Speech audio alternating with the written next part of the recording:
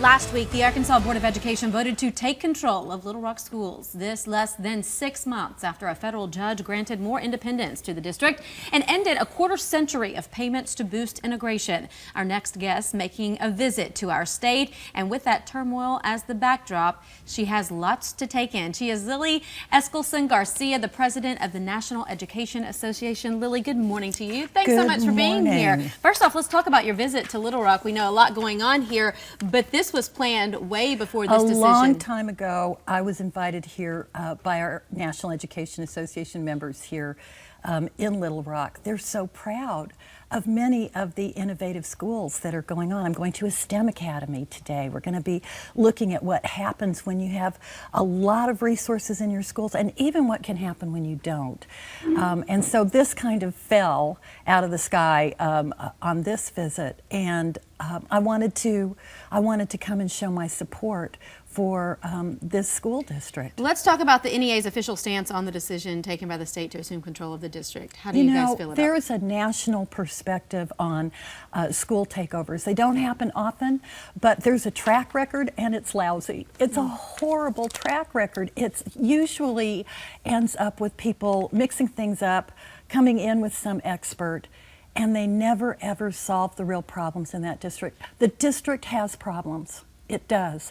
But you have another organization here in Little Rock called Heifer, and I got to visit some of the Heifer projects. One of the things Heifer says is you have to have the community make the plan. It has to belong to them. You can never bring in an expert with a magic wand that says, we'll make all this go away for you. I think we should listen to that. You know, there's been some criticism leveled at the Little Rock Education Association for failing to work with the district to help prevent this takeover. Once it became clear the state might take action, how do you respond to that? I think that you have the educators, the parents, the students, the school board, all saying we have to come together to solve this problem.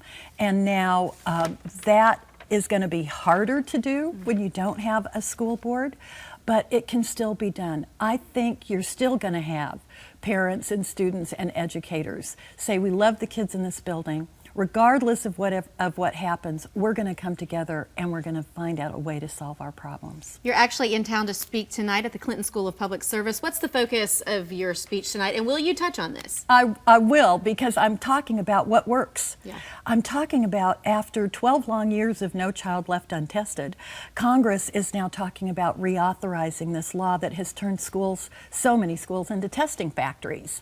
And what we really need to do to humanize and personalize our schools. I think it will be a message to the Little Rock community too, because what is working, what we've seen working globally, it's exactly what we need here. You bring communities together, you give them the authority to plan, you give them the resources they need, and you can be top. Lily Eskelsen García, thank you so much for being here. Your insight is very interesting. Again, you'll be speaking tonight at the Clinton School of Public Service. Enjoy your time in Little Rock and enjoy visiting those schools that you'll get to tour today. Coming up next, a quick check of your news headlines before you head out the door. Stay with us.